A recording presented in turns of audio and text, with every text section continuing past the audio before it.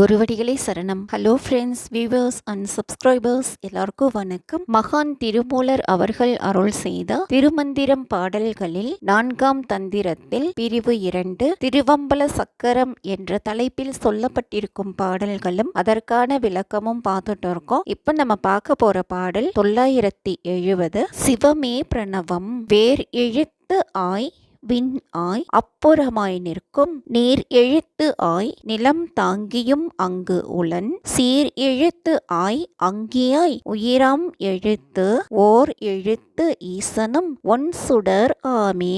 வேர் எழுத்து அப்படின்னா முதல் எழுத்தான ஆ, அந்த அகரம் விளங்கும் இடம் வான். நீர் எழுத்து அப்படின்னா மகாரம், நீர் எழுத்தாக விளங்குவது மா என்பது. நில எழுத்து நகாரம், சீர் எழுத்து சிகாரம், அது அக்னி. உயிராம் எழுத்து உ உகாரம். இறைவன் ஒளிவடிவில் நிலை பெற்று பருபொருளான பூதங்களை தாங்கிக் கொண்டு இருக்கிறான். அகரமாகவும் வானமாகவும் அதற்கு மேல் இருக்கும் நாதமாகவும் அவன் விளங்குகிறான். மகாரமாகவும் நகாரமாகவும் இருக்கிறான். பெருமைமிக்க சிகாரமாய் தீயாய் உயிரான யகாரமாய் உள்ள பிரணவ மெய்யான சிவன் ஒளிமிக்க சுடராகும்.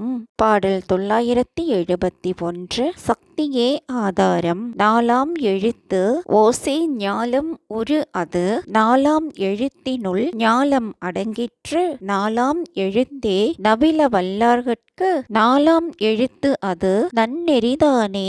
4ஆம் எழுத்து அப்படிங்கிறது வகாரம், அதாவது சக்தி. உலகு சக்திமயம், மாயையினின்று உலகம் தோன்றுகிறது. ஆதலால் உலகம் சக்திமயம். உலகம் தோன்றிய வண்ணமே மாயையுள் ஒடுங்கும், மாயை சக்தியுள் அடங்கும். குண்டலினி சக்தி சிரசை அடைந்தால் அது பிரணவ சக்தியாய் ஆகும். அது நன்னெறியை காட்டும். இந்த 4ஆம் எழுத்தை முதலாக கொண்டு நமசிவய என ஓத வல்லவர்கள் நல்ல நெறியில் ஏகும் செல்வர் ஆவார்கள்.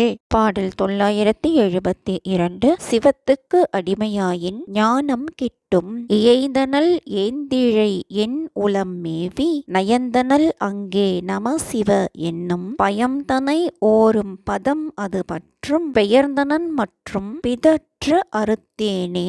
ஏந்திழை அப்படின்னா சக்தி, நயந்தனல் அப்படின்னா விரும்பினால், பயந்தனை அப்படின்னா பயனை, ஓரும் அப்படின்னா ஆராயுங்கள், நம சிவ அப்படின்னா நாம் சிவத்திற்கு அடிமை, பதம் அப்படின்னா பிரணவ சொல். முன்பு கூறிய சக்தி ஆன்மாவான எனது உள்ளத்தை விரும்பி பொருந்தினால், அந்த உள்ளத்தையே விரும்பி அங்கு அமர்ந்தால் நாம் சிவனுக்கு அடிமை என்றதை ஆராய்ந்து தெளியுங்கள். பிரணவம் என்ற மந்திரத்தை பற்றுங்கள். உலக பற்றை நீங்கினேன், மற்ற பிதற்றல்களையும் ஒழித்து விட்டேன், தெளிந்த ஞானம் கைகூட பெற்றேன் அப்படின்னு இந்த பாடல் மூலமா திருமூலர் சொல்லியிருக்காரு. பாடல் 973. சக்தி உடலில் நிலவுவாள். ஆமத்து இனிது இருந்து அன்னமயத்தினை ஓமத்திலே உதம் பண்ணும் ஒருத்தி தன் நாமம் நமசிவ என்று இருப்பார்க்கு நேமத் தலைவி நிலவி நின்றாளே.